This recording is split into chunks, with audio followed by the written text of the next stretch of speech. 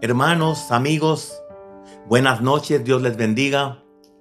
Les saluda su hermano Martín Contreras de la Iglesia Esmirna de las Asambleas de Dios aquí en Los Ángeles, California, grabando para este precioso canal, amén, que esperamos pueda llegar a sus medios, Cristianos Unidos. Y quisiera que me permitan unos minutos de su tiempo para poder compartir un pensamiento que ya por días ha estado dando algunas vueltas en mi pensamiento y sé que Dios es bueno y que Dios quiere ministrar a más de alguno. Yo oro que Dios pueda tocar su vida, que Dios pueda bendecir la mía y que juntos podamos ver su gloria. Este pensamiento que quiero compartir con ustedes de la palabra del Señor, le he titulado Restaurando la imagen de Dios en nuestras vidas. Y es un punto muy importante, porque realmente ese es el propósito de Dios. Que cada día nos parezcamos, que cada día seamos más como Él quiere que seamos. ¿Qué le parece si me presta toda su atención y yo tomo una porción de la escritura como escritura base o como escritura inicial?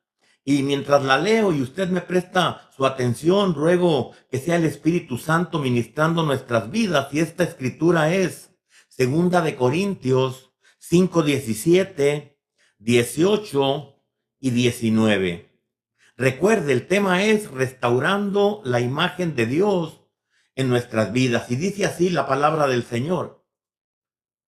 Así que, o de manera que si alguno está en Cristo, es salvo, ha aceptado su regalo, nueva criatura es. Las cosas viejas ya pasaron, he aquí, todas son hechas nuevas.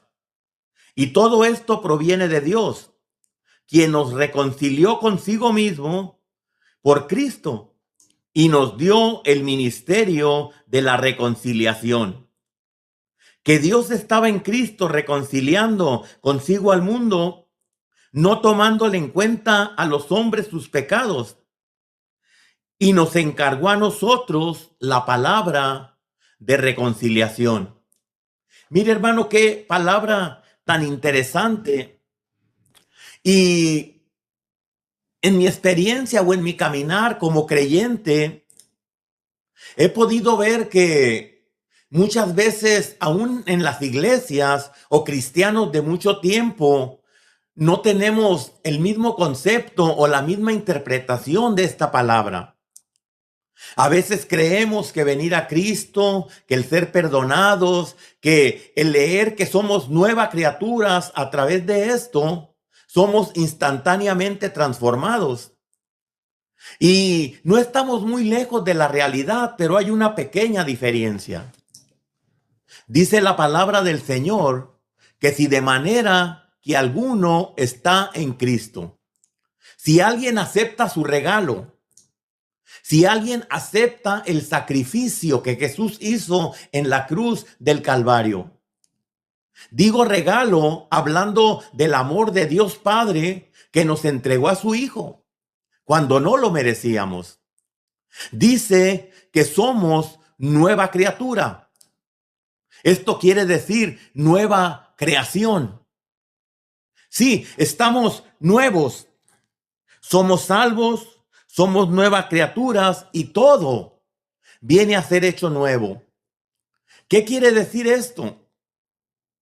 Que cuando aceptamos a Cristo, nos arrepentimos de nuestros pecados, le pedimos que nos ayude, que nos cambie. Él arranca el pecado de nuestras vidas y nos transforma. Nos da una nueva oportunidad. Nos quita ese peso que pareciese que cargamos por vida día y noche en un costal, en una mochila. Nos quita ese peso. Y dice la Escritura, el peso y el pecado que nos asedia. Que nos asedia tiene como palabra, hermano mío, parecida quiere decir nos acecha. Quiere decir también un pecado que nos acosa, que está ahí constante enfrente de nosotros, esperando que nosotros obremos en él, que nosotros hagamos ese pecado. Pero la realidad es que somos transformados, nueva criatura. Decía, todo nuevo, borrón y cuenta nueva. Este es lo que yo entiendo a través de este pasaje. Cuando decimos que todo es hecho nuevo, no es que ahora soy un hombre totalmente diferente. Sí, Cristo tomó mis pecados, los arrojó a lo profundo de la mar para nunca más acordarse de ellos, pero sigo siendo la misma persona, aunque ahora con un poquito más fuerte en mis convicciones. Le explico, con un poquito más de fuerza para poder pelear y abstenerme de ese pecado que antes me era indiferente y no me interesaba pelear contra él. No me interesaba luchar, oponerme, resistir. Me rendía fácilmente porque le tenía o le tomaba un sabor agradable. Era mi vida como la vida de cualquier ser humano y me agradaba. Pero mire lo que dice Génesis, pongo una pausa ahí y regreso enseguida. Génesis 1, 26 al 28 dice así, en el versículo 26, el Padre hablando de manera plural. Hagamos, note bien, hagamos al hombre a nuestra imagen y conforme a nuestra semejanza. El Padre, Dios, en su intimidad, hablando con el Hijo y hablando con el Espíritu Santo. A solamente unos instantes o un tiempo muy corto de haber creado un paraíso, de haberlo poblado, de haber hecho un mundo maravilloso, piensa en usted y en mí. Y dice en su círculo más íntimo, en la Trinidad, en él mismo, hagamos al hombre a nuestra imagen y conforme a nuestra semejanza. Y eso es de lo que estamos hablando, de la imagen de Dios en la vida nuestra. Bien, dice el versículo 27, y creó Dios al hombre conforme a su imagen lo creó. Varón y hembra los creó. Y dice en el versículo 28, note esto, el amor de Dios tan grande, estableciendo al hombre, dejándolo para que él lo cuide, para que él lo labre, y le dice, crezcan, multiplíquense, llenen la tierra, sojúzguenla, tomen control de ella, es de ustedes. Y hermanos, el hombre ahí está en el paraíso. Pero hay un único requisito.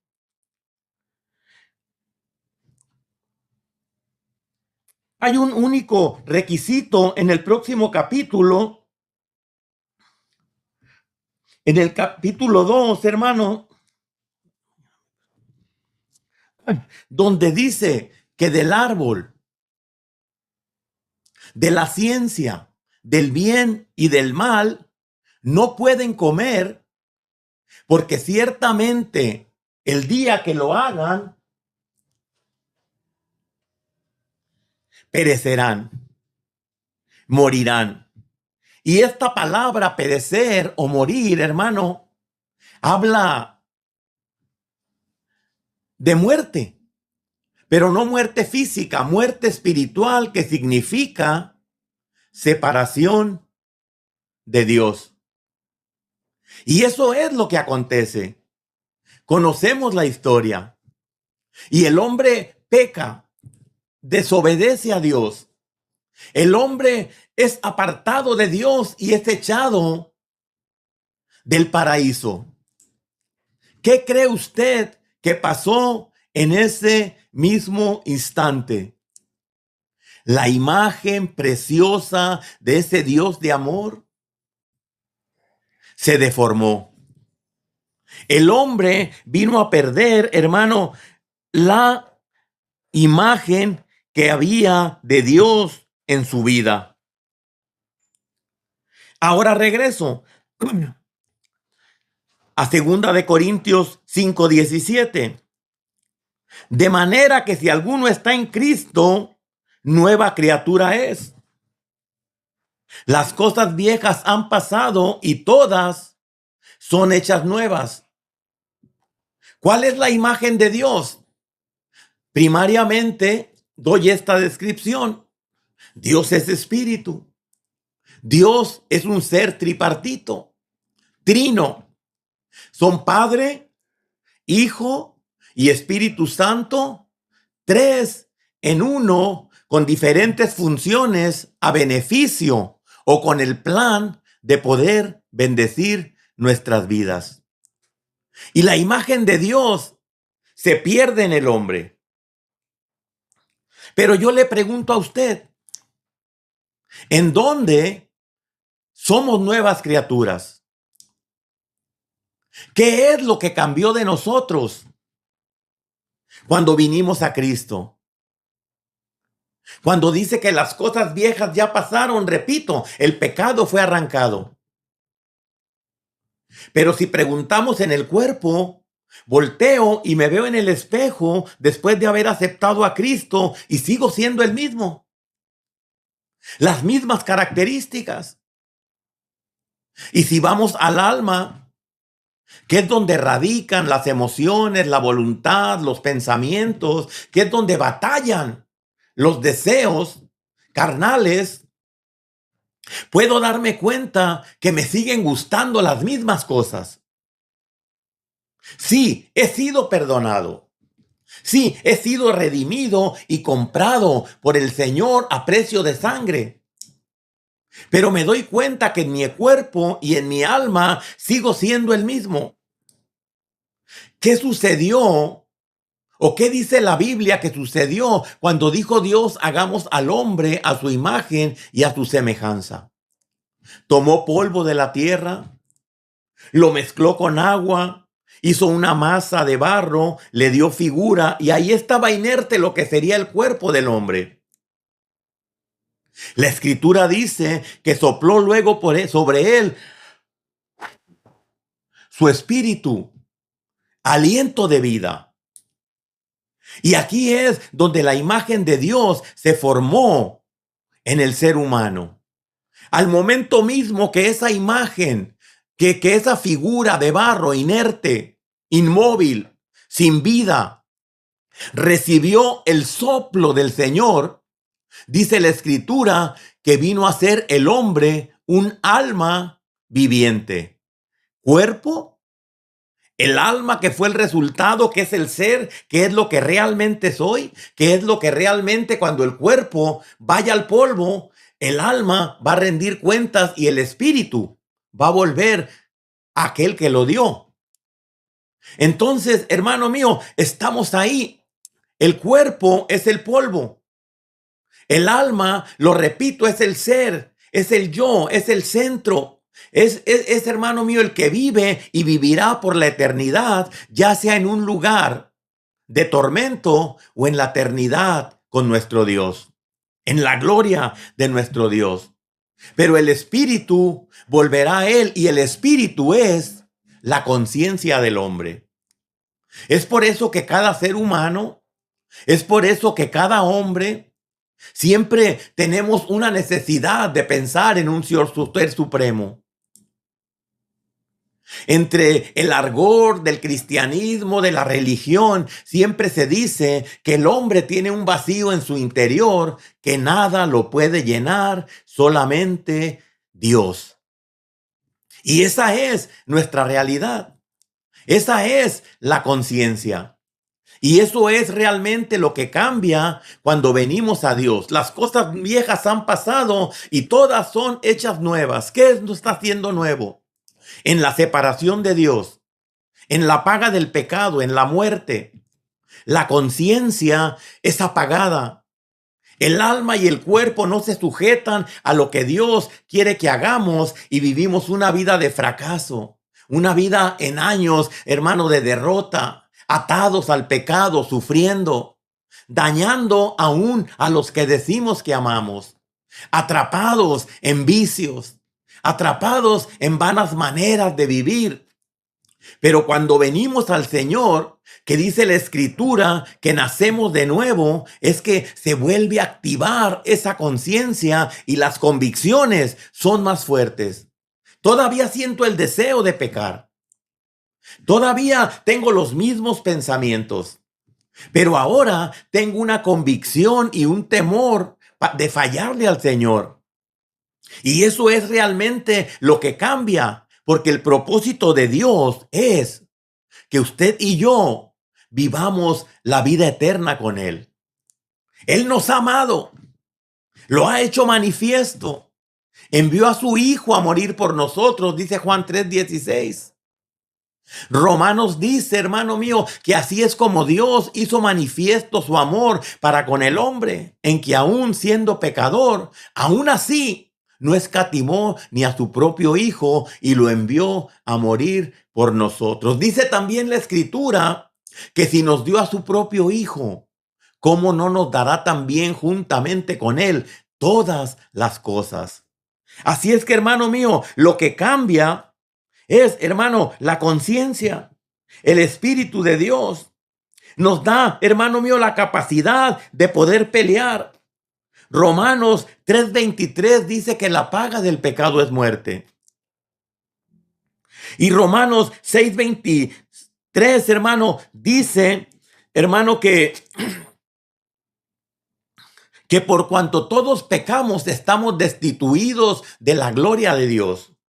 O viceversa. Sí, pero el pecado está ahí. Pero Filipenses, hermano, Filipenses 2:13 dice que Dios es el que produce, activado una vez más su espíritu. En nosotros el querer como el hacer por su buena voluntad. Hoy tengo fuerzas para pelear. Hoy tengo fuerzas para ir adelante. He sido restaurado. He sido perdonado. Decía 2 veces más anteriormente que el pecado ha sido arrancado de mi vida. Pero aunque sigo con ese deseo, aún tengo, hermano mío, una fuerza para pelear. Una capacidad de poder ir adelante, porque al igual que como se le dijo a Nicodemo, era necesario que naciera de nuevo. Y ese es el nuevo nacimiento, el perdón de los pecados. ¿Qué es la salvación? Es el venir a Cristo y el ser perdonados, el ser redimidos, el que nuestra deuda ante Dios sea pagada por completo para que usted y yo tengamos vida eterna en Cristo Jesús. Que eso es, a final de cuentas, una de las cosas que quiere restaurar el Señor, lo que se perdió en el huerto.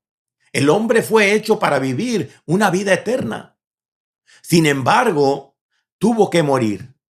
Y a través de generaciones, de patriarcas, de profetas, hermano mío, y de tanto hombre de Dios en los años, con la ley y con tanto sistema, Dios con su amor ha buscado restaurar al hombre a su imagen. Hasta que un día vino Cristo, hermano, con su gracia. Hasta que un día vino Cristo para amarnos, para entregarse por nosotros, para darnos, hermano, esa esperanza. Decía, la salvación es instantánea. En el momento mismo somos limpios, somos reconciliados con Dios. Inclusive dice la palabra que en ese momento hay fiesta en los cielos por un pecador que se arrepiente.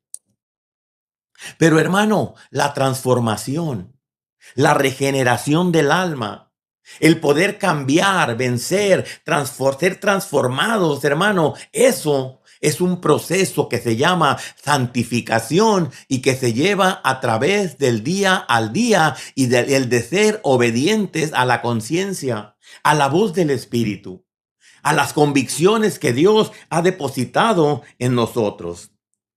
Bien, ahora estamos en la iglesia y le digo, muchos nos extraviamos. Venimos con una rutina, Pero los problemas, el diario vivir, el trabajo, la familia, las diferentes situaciones que vivimos diario nos llevan a perder muchas veces el enfoque del propósito de Dios. Y estamos en una iglesia y sentimos que estamos bien, sentimos que estamos avanzando, pero en realidad no reconocemos que el verdadero propósito de Dios es restaurar su imagen en nuestras vidas. Que usted y yo podamos reflejar a ese Dios vivo. Que usted y yo podamos, hermano mío, hacer manifiesto que hemos pasado tiempo con Dios. Que la gente pueda ver y pueda tener ese deseo de poseer lo que usted y yo tenemos. Hablamos en la iglesia muchas de las veces en una religiosidad o hermano mío, legalismo. Hablamos acerca de mundanalidad y señalamos gente. Decimos, mira, aquel anda en el mundo. Y tal vez porque toma, tal vez porque baila, tal vez, hermano, porque hace diferentes cosas que nosotros como creyentes no debemos hacer en obediencia a la palabra y juzgamos gente. Y a veces juzgamos solamente por apariencias. Mira cómo viste. ¿Ya viste sus tatuajes? ¿Ya viste su arete?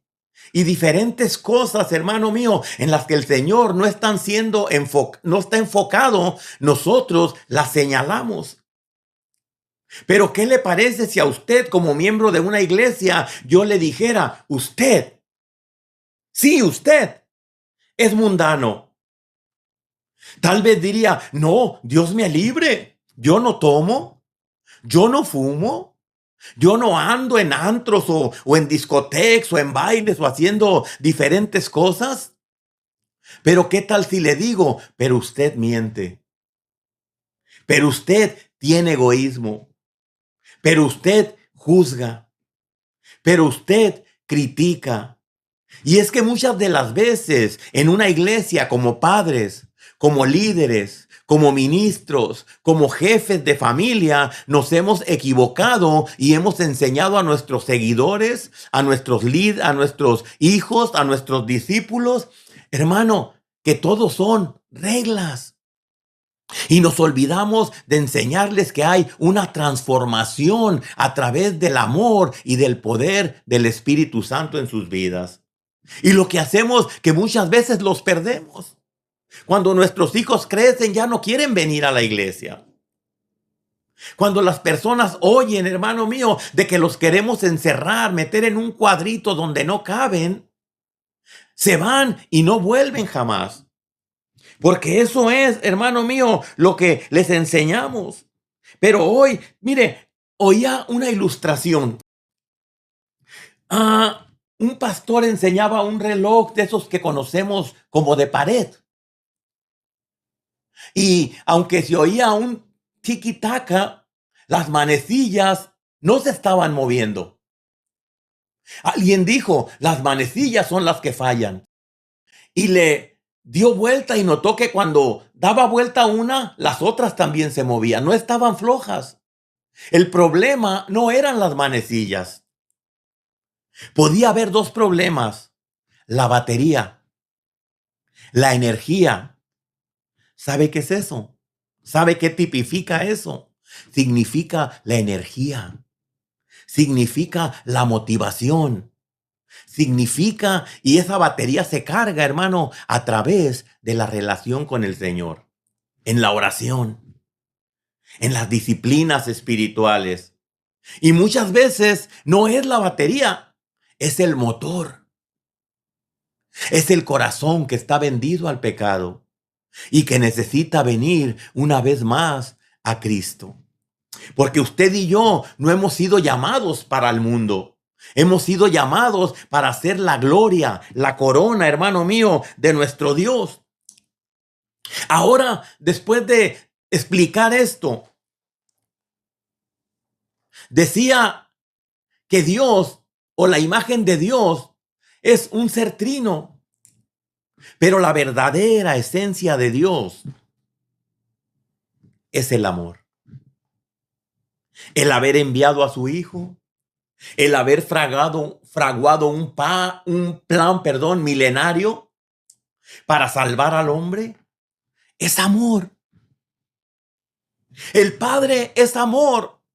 Una vez más, Juan 3:16, nos amó de tal manera que envió a su único Hijo para que todo aquel que en Él crea no se pierda, mas tenga vida eterna. Y el Hijo vino en obediencia. Jesús, aquel que la palabra dice que cuando vio a la gente dispersa como ovejas que no tenían pastor, sintió una compasión profunda.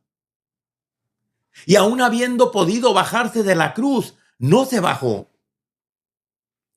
Entonces, hermano, eso es lo que realmente estamos necesitando que se forme en nuestras vidas.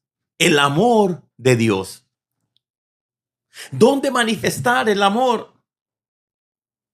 ¿Con los que nos bendicen? ¿Con los que nos aman? ¿Con los que nos quieren? ¿Con los que nos dan? La palabra del Señor dice que eso no tiene ningún mérito.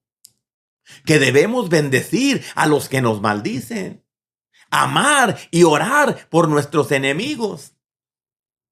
Que debemos darle no al que puede correspondernos, pero al que no puede darnos nada. ¿Dónde vamos a manifestar nuestro amor?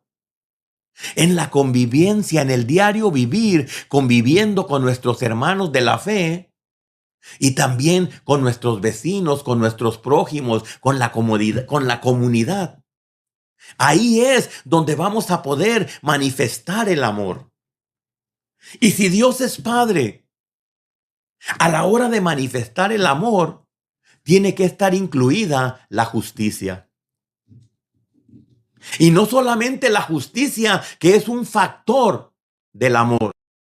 Usted y yo amamos porque nos amó. Porque usted y yo amamos correspondiendo al amor que Dios nos ha tenido y perdonando y entendiendo a los demás y comprendiéndoles y uniéndonos con ellos en su necesidad. Porque ese es el amor que me ha inspirado el amor de Dios a dar. Y eso es justo y agradable delante de los ojos de nuestro Señor.